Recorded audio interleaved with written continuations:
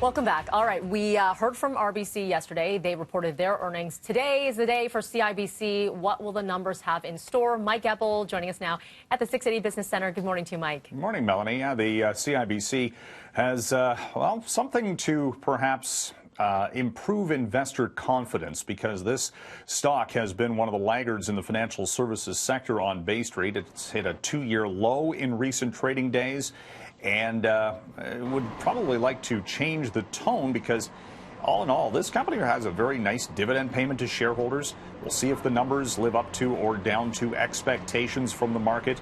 A little bit of concern about the international businesses of a lot of the Canadian banks for this quarter, what with the overhang of trade uncertainties and such.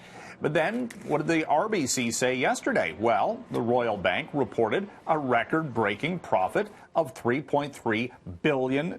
It was up 5%. They raised their dividend. The domestic operations of the RBC, just here in Canada, had an 8% increase in profitability. So domestically speaking, the big Canadian banks are doing just fine. It's more about what's happening outside our borders, and certainly the issues in the United States might weigh on some of these companies, and we'll track all of this today on the TSX. Also looking for interest rate signals as we had the Eurozone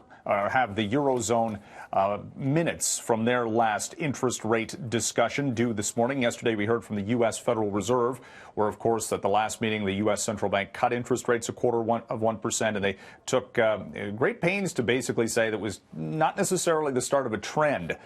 Investors, of course, want to see lower interest rates, as does the U.S. President Donald Trump. Just this morning, we found out that Germany's manufacturing sector is in the midst of a major slowdown, and a lot of the Eurozone economies are looking at negative rates of return on their bond market yields. So again, there's signs of recession building in the Eurozone specifically, so that is certainly something that a lot of investors are paying very close attention to. Tomorrow, U.S.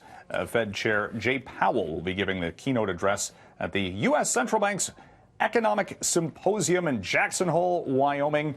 And that is an annual gathering of economists and central bankers to talk about the state of affairs in the global economy. So that, too, Melanie, is something that a lot of people are waiting to hear. It's August, and it's a lot about, right now, forward guidance to what we can expect, dare we say, in the fall.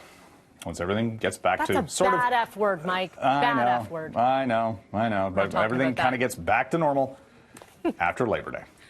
No, I'm still into summer. I'm going to stay there forever in my mind. Thank you, Mike.